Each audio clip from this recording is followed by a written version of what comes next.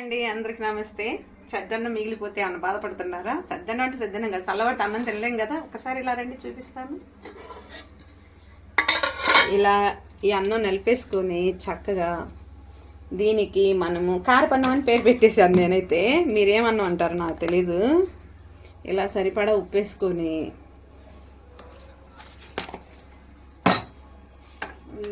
బాగుంటుందండి, చాలా టేస్టీగా ఉంటుంది. కొంచెం అన్నం ఉందనుకో ఏం చేయాలి వాళ్ళ టిఫను అని మనం బాధపడకుండా చక్కగా రెడీగా 10 నిమిషాలలో రెడీ అయిపోద్ది. బాగుంటుంది. మన నైట్ వండిన అన్నం ఏదన్నా ఉందనుకో, స్కూల్కి వెళ్ళే పిల్లలు ఉంటారు కదా, ఆ పిల్లలకి గబగబా ఏం రెడీ చేయాలి అన్నప్పుడు ఈ అన్నం తాలింపు పెట్టేసి వాళ్ళకి మళ్ళీ వేరే అన్నం గబగబా వండి బాక్స్ కట్టేయచ్చు. ఇది టిఫిన్ లాగా అయిపోద్ది. చక్కగా బాగుంటుంది. ఎంత టేస్టీగా ఉంటుందంటే తింటుంటే సూపర్ ఉంటుంది. ఇవన్నీ కలిపిన తర్వాత మనం ఇదిగో ఈ నిమ్మ చెక్క పిండుకోవాలి అన్నంలో. ఇలా ఇలా నిమ్మ చెక్క పిండేసుకోవాలి. ఇలా నిమ్మ చెక్క పిండేసుకుంటే టేస్ట్ బాగుంటుంది.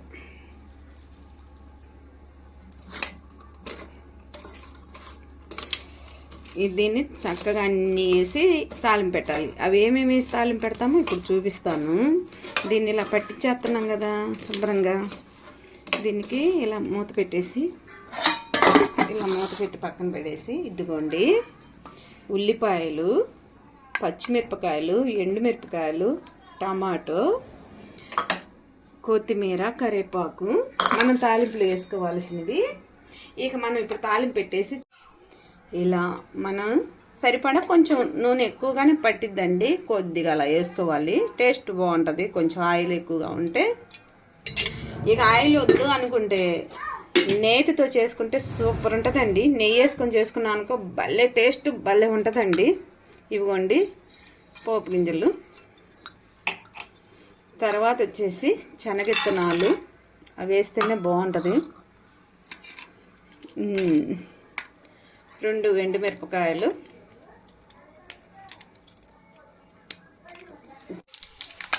ఏగిపోయినాయండి చక్కగా. ఇప్పుడు మనం ఉల్లిపాయలు వేసుకోవాలి. ఉల్లిపాయ టమాటాన్ని కలిపేసుకోవాలి. స్మెల్ అయితే సూపర్ వస్తుందండి, చాలా బాగుంది. ఇది ఎక్కువగా వేగాల్సిన అవసరం కూడా లేదు. ఉల్లిపాయలు దూరగా కొంచెం అలా మెత్తబడితే చాలు. తింటుంటే టేస్ట్ బాగుంటుంది అన్నంలో వేసుకొని తింటే. ఓకే అండి, ఏగిపోయింది చక్కగా. దీన్ని ఇప్పుడు అన్నంలోకి పంపించేద్దాము. చాలా బాగుంటుంది, ఒకసారి చూడండి.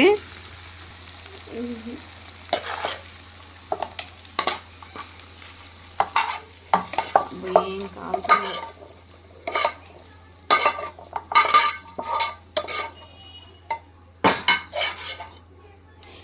చాలా టేస్టీగా ఉంటుంది. తొందరగా అయిపోయింది చక్కగా. సాయంత్రం పూట ఏదైనా టిఫిన్ తినాలనిపించినప్పుడు అన్నం ఉందనుకోండి, అన్నాన్ని వేస్ట్ చేయకుండా ఇలా కలిపేసుకున్నాం అనుకో చక్కగా అందరం కూర్చొని పెట్టుకొని తినొచ్చు. చాలా బాగుంటుంది.